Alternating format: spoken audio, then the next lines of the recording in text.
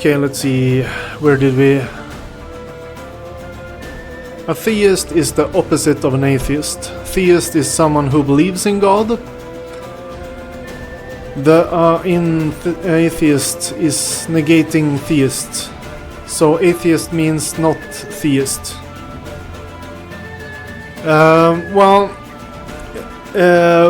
Basically, you have a belief that we do not have. So it's not... we are not against each other when it comes to reality. Because reality we both live in. So you have a body, and you have eyes, ears. You have you can feel stuff with your skin. You have your senses.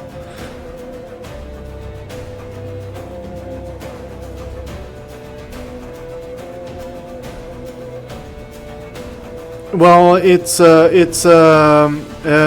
thing is that you say that I, as an atheist, have a belief that you do not have. Can you clarify that more? Your belief that God doesn't exist, and I reject that belief. I am not hindering you from rejecting my belief. I am not trying to brainwash you. I am standing firm in my own belief. So I'm just doing exactly the same thing that you are doing. You have a firm belief in a God and in an afterlife. And I have a firm belief that you are fooled and believe in something that doesn't exist. So, what would you say is the problem? Because I don't understand what where are you going with the... Okay, let's see what you wrote here. If one man thinks that women do not exist and another man thinks that women do exist, both have a belief. No, because that's based in reality, man. If a woman exists or not is if she is alive. That's not the same thing at all. Okay, let's continue. The guy who doesn't believe in women doesn't lack a belief, but he has just as much of a belief, which is rejection of a concept. No, because a woman could show herself and prove her existence. So if I don't believe in a woman, a specific individual, that person can present themselves and I can believe of their existence. So taking a real life person or a real life place does not prove anything in your argument. We're not talking about reality. We're talking about a God that you think exists and an afterlife that you think exists. And I don't believe in those two things. I don't reject reality. I'm rejecting the belief in gods and an afterlife. Let's see what you wrote here. What if both of them have never met a woman? You think we're not talking about reality? I do. Yeah, but then your reality is delusion. Because reality that we live in is not the afterlife. And the reality we live in is not... What about reality is God?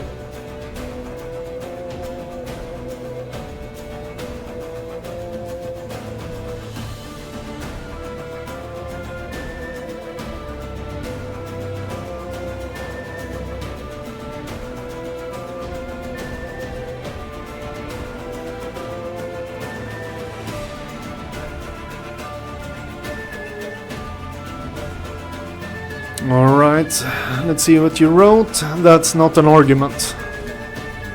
I think your reality is delusion as well. You think that when you die, you just end up never existing again. This is a delusion, in my opinion. Well, reality has nothing to do with death. That's the problem. In reality, we know that we are born, and we know that we one day will die. So that's the thing we can agree on, right? We are born, and we die. So, you saying that I don't have an argument when I argument for my standpoint is not how you win an argument. If I use argumentation for my standpoint, I am having an argument for my standpoint. So you can't just say you don't have an argument. I mean, are you from how old are you? Are you like kindergarten level or?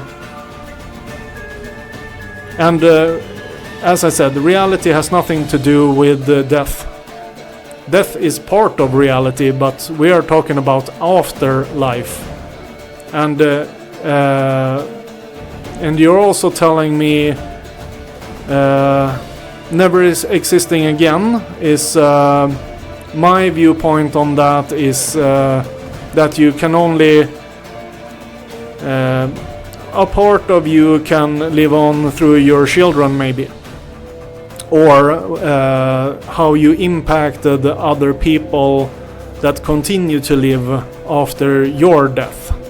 So you have impacted people's lives in a matter that they remember you, or they have genetic looks and behaviors that came from you. So you can impact non-family people with interaction.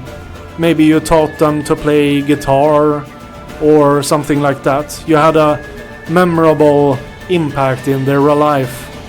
So for me it's different, like experiencing a person who makes maybe entertainment or maybe was a security in your life. They were a stable part of your livelihood somehow, or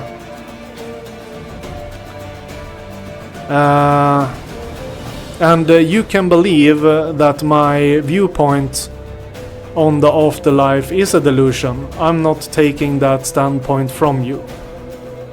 So you can believe that I am delusional. But the thing is that doesn't make you right.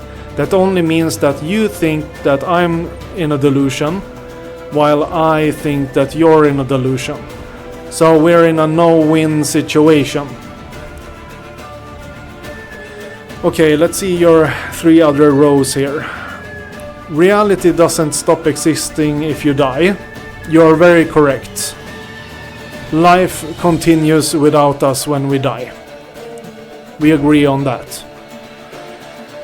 Next part. That just wasn't an argument, I mean. That wasn't an argument, it's a statement you just said. Statement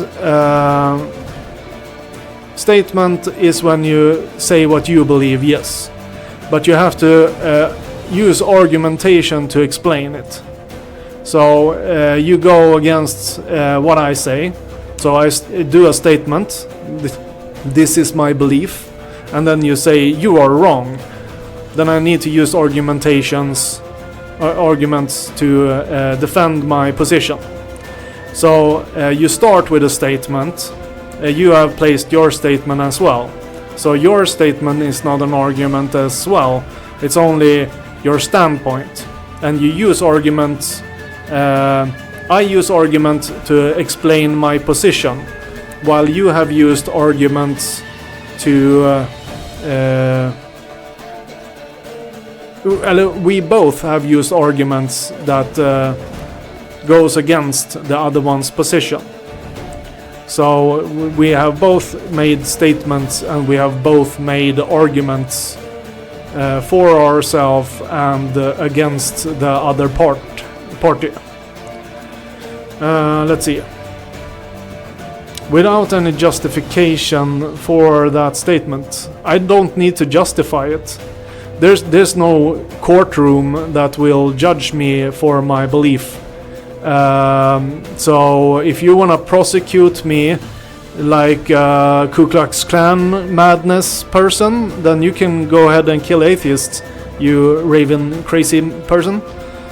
Because atheism is alive. Your kids might become atheists because they don't believe in God while you do. So you will never fix atheism, even if you become a super dictator that force people to believe what you believe. You will not be a libertarian. You will force yourself on your children's mind, so they will be suppressed to believe that whatever you say goes, and they can't think for themselves. An argument requires both a statement and a bit of proof for that statement. No, we don't need proof when it comes to your own personal belief. When you yourself believe something, you have your own convictions to things, and I don't have to prove. I don't have to prove to anybody else why I think what I think, because my standpoint has been based on my life experience and listening to different standpoints. So say for example, our conversation, we have a discussion about theism and atheism. So we have two different standpoints. So you and we will never change standpoints unless we feel ourselves that we have been countered so hard that we question our own standpoint. So our standpoint needs to be weakened so hard that we actually rethinks our standpoint. So and actually it's probably more possible that someone who doesn't know what to think. What do I think? Where do I stand? If they listen to you and me when we converse, they might form an opinion depending on what you say and what I say. So you being firm in your statement and that I have failed to change your mind does not matter, because you has also failed to change my mind. What I'm talking about is the freedom to be an atheist, and that you cannot change that we exist, because atheism is not born from